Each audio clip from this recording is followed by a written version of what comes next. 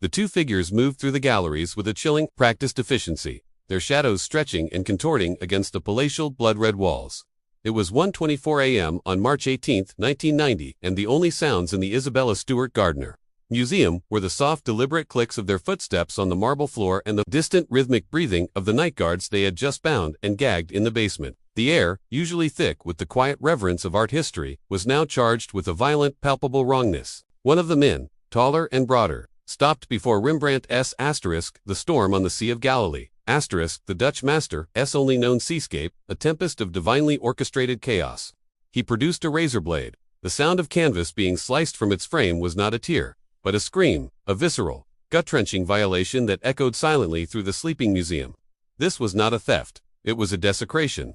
In the next 81 minutes, they would perform a methodical, almost ritualistic stripping of a city's soul, taking Rembrandt's A Lady and Gentleman in Black a tiny, exquisite Rembrandt self-portrait etching, and 5 works by Degas. But their final act was the most peculiar.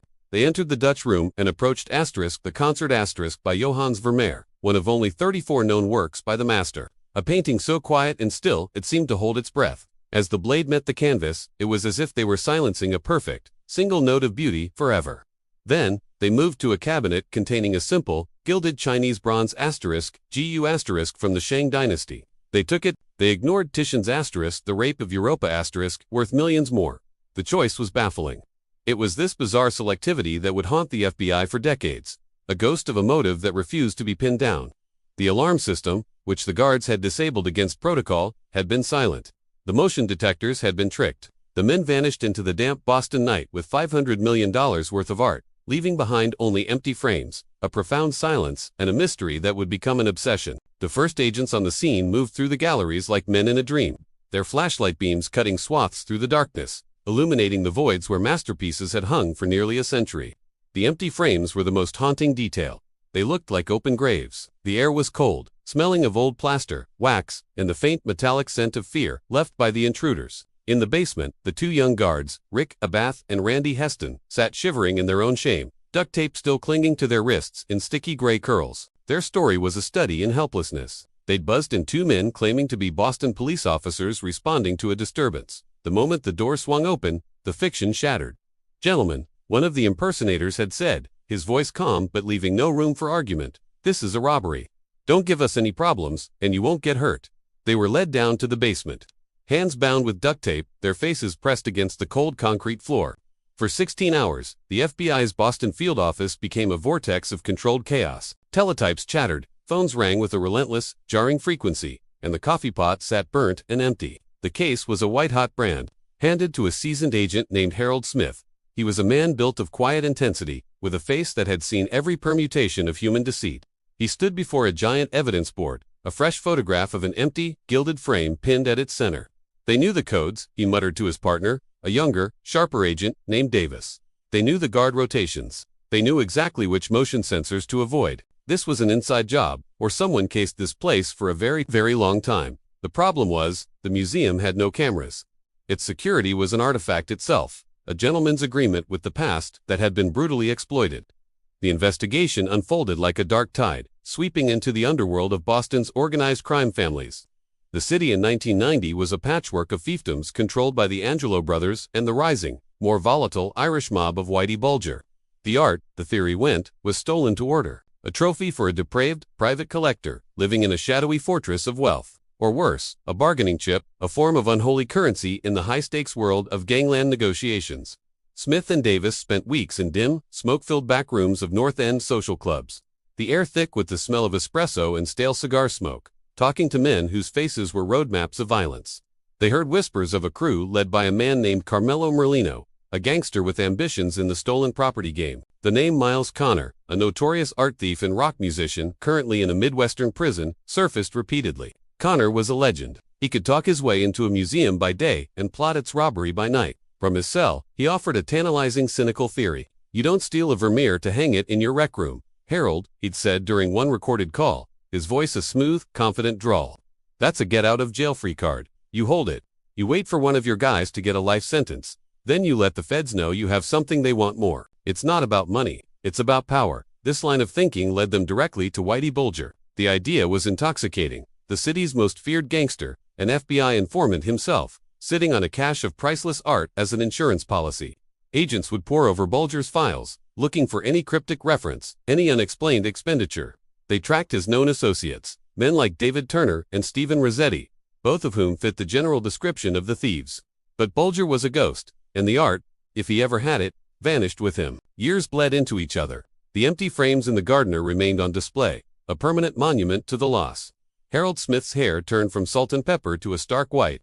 The case file grew into a leviathan, a 1,000-page testament to dead ends and false hope. He'd sit in his government issue office, the fluorescent light humming overhead, and stare at the crime scene photos until they lost all meaning. He'd run the timeline over and over in his mind. Asterisk 1:24 a.m., enter museum. 1:48 a.m., cut down the Rembrandt seascape. 2:35 a.m., take the Vermeer. 2:45 a.m., vanish. Asterisk, it was a ghost story, and he was its sole, obsessive narrator. The break came, as they often do, from the most fragile of threads. In 1994, a flamboyant, self-proclaimed art detective named William Youngworth came forward, claiming he could broker the return of the paintings for a reward and immunity for his client, a shadowy figure he refused to name. The FBI was skeptical but desperate. In a clandestine meeting in a warehouse on the Charlestown docks, Youngworth presented a single piece of evidence, the finial from the stolen Shang Dynasty *GU*, and a blurry Polaroid of what appeared to be *the storm on the Sea of Galilee *laid out on a cheap floral-patterned bedspread. Smith held the bronze finial in his gloved hand. It was cold, real, a tangible piece of the void that had haunted him for 4 years. The paint in the photograph seemed to have the correct crackler. The play of light on the turbulent sea felt authentic. But something was off. The setting was so mundane, so tawdry, it felt like a desecration of a different kind. "This is it?" Smith asked, his voice low. "This is where one of the world's greatest paintings has been living." On a bed, Youngworth just smiled, a slick, knowing grin. "It's safe. That's all that matters." Now, about that immunity. The deal fell apart, as such deals always do, mired in mistrust and legal posturing. The finial was later proven to be authentic, but the paintings never materialized. The lead evaporated, leaving behind only the haunting image of a masterpiece resting on a stranger's bed. The 21st century dawned, and the case grew colder, its edges freezing into legend. Harold Smith retired, the case an open wound he carried with him until his dying day. The FBI's art crime team, a new generation of agents, took up the torch. They pursued a new theory, focusing on a crew of Providence-based mobsters with ties to Carmelo Merlino. The names Bobby Gentile and Robert Garantay Aging, low-level wise guys, began to surface. The story was that the paintings had been shuffled around New England for years, stored in attics and basement crawlspaces, their power diminishing as the men who guarded them grew old and died. The FBI was certain the trail ended with them. In 2010, they orchestrated a massive, high-risk undercover operation. An informant, wired for sound, sat with Bobby Gentile in a quiet Italian restaurant. The old mobster, his face a mask of wrinkles and suspicion, leaned in close, his voice a gravelly whisper. "That stuff, it's gone. You don't understand. The people who had it, they're not around no more. It's a curse." He claimed the art had been damaged, that it was no longer in a state to be returned. Was it the truth, or the final, cynical lie of a dying criminal? The FBI raided his home, his relatives' homes, even using ground-penetrating radar to search for buried evidence. They found nothing. The curse, it seemed, was real. Today, the Isabella Stewart Gardner Museum still stands on the Fenway, its Venetian palazzo facade, a beautiful anachronism in modern Boston. Inside, the empty frames hang exactly as they were left on that March night in 1990. They are not just placeholders, they are promises.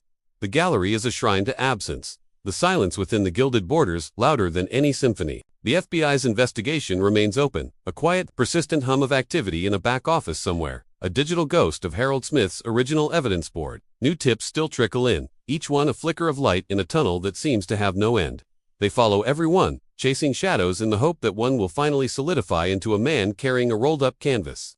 But the art has never surfaced, not a single brushstroke. It has vanished into the mythic, a treasure sunk in the deep, dark ocean of human greed. The guards are long gone. The agents who first responded are retired or dead. The gangsters who might have pulled it off have been murdered or died in prison. And somewhere in a storage locker, a basement, or a vault on another continent, a woman forever plays her harpsichord for an empty room, and a boat full of disciples fights a storm in perpetual silent darkness, waiting for a dawn that may never come. The museum's empty frames do not ask who or how. They ask a far more haunting question, one that echoes through the years, unanswered and unforgiving.